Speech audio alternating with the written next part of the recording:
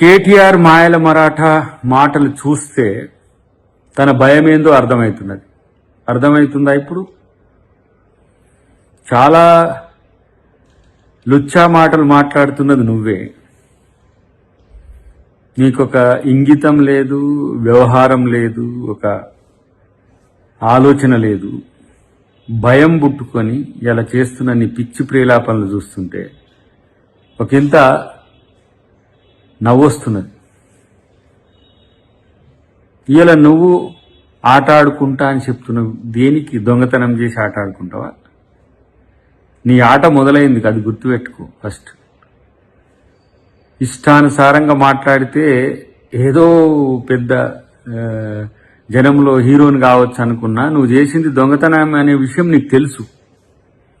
ఇలాంటి పనికిరాని మాటలు మాట్లాడడం వల్ల నీకొచ్చేది ఏం లేకపోగా ఇలా ప్రభుత్వాన్ని, కాంగ్రెస్ పార్టీని, ముఖ్యమంత్రి నువ్వు మాట్లాడుతున్న తీరు చూసి సభ్య సమాజమే ముక్కున వేలేసుకుంటుంది. నీ యొక్క భావజాలం, నీ యొక్క భాష.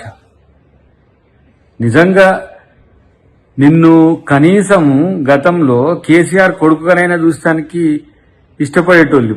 ఇప్పుడు నిన్ను చూస్తే, నీ వ్యవహార శైలిని చూస్తే ప్రజలు ఇలాంటోడా ఈ రాష్ట్రానికి మంత్రిగా పనిచేసిందనే స్థితికి దిగజారినావు. కేటీఆర్ మాటలు హౌలేగాళ్ళు కూడా మాట్లాడే పరిస్థితులు లేరు. హౌలేగాళ్లే మాకంటే హౌలేగాడు వచ్చిందేంద్రా అని ఒక ఆలోచించే స్థితికి దిగజారిన నీ భాష, నీ ప్రవర్తన, నీ వ్యవహారం మీ పార్టీకి, మీకు ఏం బలం చేకూరుస్తుందో కానీ తెలంగాణ రాజకీయాలకు ఒక ఏమంటాము, ఒక అపశృతి ఉన్నట్టుగా కనపడుతున్న పరిస్థితి. అన్నీ మాట్లాడేవన్నీ బేవకూఫీ మాటలు. ఏమన్నంటే మేము నిజాయితీ పరులం, నేను నిజాయితీ పరు, నేను తెలంగాణలో ఉన్నా, నేను తెలంగాణ ఉద్యమకారుని, తెలంగాణలో జైలుకి పోయినా. ఎక్కడ జైలుకి పోయినావో నాకు తెలియదు కానీ ఇలా ఏ విధంగా నువ్వు తప్పించుకోవాలని చూస్తున్నావో అంతకంటే ఎక్కువ నువ్వు ఎంత మాట్లాడినా ఏమని అంటారు, ఉట్టికుండా ఎక్కువ ఊగుతుందని అంటారు కదా, అట్లా ఊగుతూ మాట్లాడుతున్నా కానీ నిన్ను పట్టించుకుంటూ వాళ్ళు ఎవరు లేరు. ఈ హౌలా మాటలు, బేవకూఫీ మాటలన్నీ బంద్ చేయి. కామ్గా తప్పు చేసిన వాళ్ళు ఒప్పుకుంటే మంచిది, లేకపోతే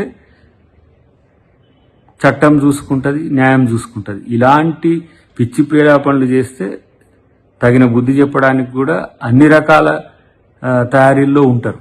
కాబట్టి ఇలాంటి పనికిరాని మాటలు బంద్ చేయని చెప్పి కేటీఆర్కి నేను హితవిస్తున్నాను. పీకలేరు అనే మాట పదే పదే అంటున్నావు కదా. నిన్ను పీకేస్తేనే, మీ అయ్యను పీకి పడేస్తేనే పోయి ఫామ్ హౌస్లో కూర్చొని పండుకున్నాడు. ఇవాళ ఏమైనా పీకగలిగితే పీకుదు కానీ ఇలా ఏ విధంగా మీ యొక్క పార్టీ పరువు తీస్తున్నావో నీ కార్యకర్తలకు తెలుసో లేదో కానీ తెలంగాణ పరువు అయితే కేటీఆర్ తీస్తున్నది అందరికి వచ్చేసిన పరిస్థితి. సోకాల్డ్ కొంతమందిని ఏదో పెట్టుకొని ఆడ హంగామా క్రియేట్ చేయడం వల్ల ఏదో పెద్ద వస్తుందనే ఆలోచన కనుక ఉంటే తెలంగాణ ప్రజలు గమనిస్తున్న అంశాన్ని గుర్తుపెట్టుకుంటే మంచిది. లేకపోతే సిగ్గుపోయేదాకా సిగబోగినట్టుగా నీ ఇష్టం వచ్చినట్టు నేను మాట్లాడతా అంటే నిజంగానే మిమ్మల్ని తెలంగాణ సమాజం నుంచే ప్రజలు పీకేస్తారనే విషయాన్ని గుర్తుపెట్టుకుంటే మంచిది.